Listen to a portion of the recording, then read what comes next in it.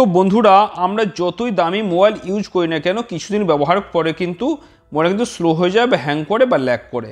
তো কয়েকটা সেটিং করলে কিন্তু আপনার মোবাইল আজীবনে হ্যাং করবে না এবং ল্যাগ করবে না। তার জন্য ভিডিওটি প্রথম সেই দেখতে থাকুন। আর যদি ভালো লাগে তো লাইক কমেন্ট শেয়ার করুন এবং নতুন চ্যানেলকে সাবস্ক্রাইব করে রাখুন। তো বন্ধুরা আপনাকে যেতে হবে সেটিং অপশানে।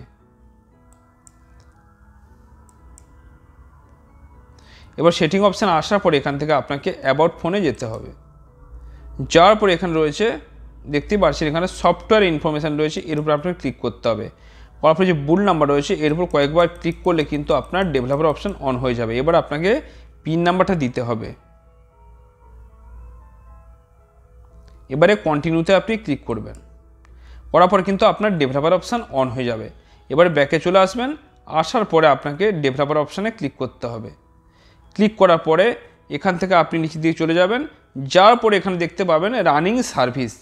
আপনার মোবাইলের ব্যাকগ্রাউন্ডে কোন কোন সার্ভিসগুলো রান করছে আপনি কিন্তু আদৌ জানেন না, তো সেগুলোকে আপনাকে বন্ধ করতে হবে। এখানে রানিং সার্ভিসের উপরে আপনাকে ক্লিক করতে হবে। তারপরে একটু সময় লাগবে।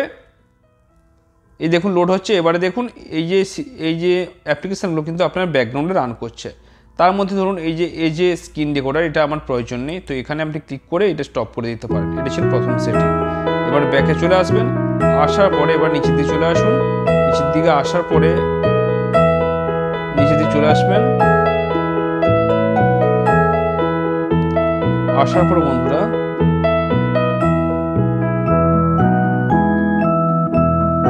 একটু সময় লাগছে কারণ অনেকগুলো অপশান রয়েছে। এই দেখুন window animation scale, transition animation scale, animated duration scale প্রত্যেকটা কিন্তু অফ করা রয়েছে। এখানে আপনি কিন্তু অ্যানিমেশন স্কেলগুলো প্রত্যেকটা 0.5x করে নেবেন। প্রত্যেকটা 0.5x করে নেবেন। আপনার ক্ষেত্রে হয়তো 1x থাকতে পারে, তো আপনি কিন্তু 0.5x করে নেবেন, ঠিক আছে। এটা ছিল 2 নম্বর সেটিং। এবারে ব্যাকে চলে আসুন। আসার পরে এখানে একটা অপশান আপনি খুঁজে পাবেন, ডু নট কিপ অ্যাক্টিভিটিজ। আপনি মোবাইলে যে সকল কাজকর্মগুলো করে থাকেন সেগুলো কিন্তু ব্যাকগ্রাউন্ডে কিন্তু গুগল কিন্তু সেগুলোকে গুগল কিন্তু রান করতে থাকে, তাই আপনি এটাকে ইনেবল করে দেবেন। আর ব্যাকগ্রাউন্ড প্রসেস লিমিট এখানে ক্লিক করবেন। করার পর এখানে স্ট্যান্ডার্ড লিমিট হয়ে থাকবে, তো এখানে আপনি নো ব্যাকগ্রাউন্ড প্রসেস এটা সিলেক্ট করবেন। এটা কি আমি আপনাকে একটু বুঝিয়ে বলি। আমি হোম বাটনে ক্লিক করে ব্যাকে চলে এলাম।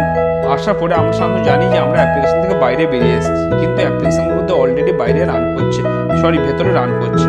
এখানে ক্লিক করবেন, করলে কিন্তু দেখতেই পাবেন এখানে এই দেখুন অ্যাপ্লিকেশনটা আমি এখানে খুলেছিলাম, সেটা রান করছে।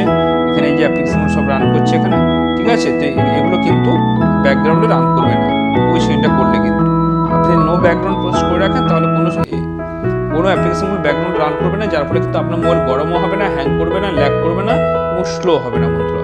তো সেটিংগুলো কেমন লাগলো কমেন্টে জানাতে ভুলবেন না। ভালো থাকুন, সুস্থ থাকুন।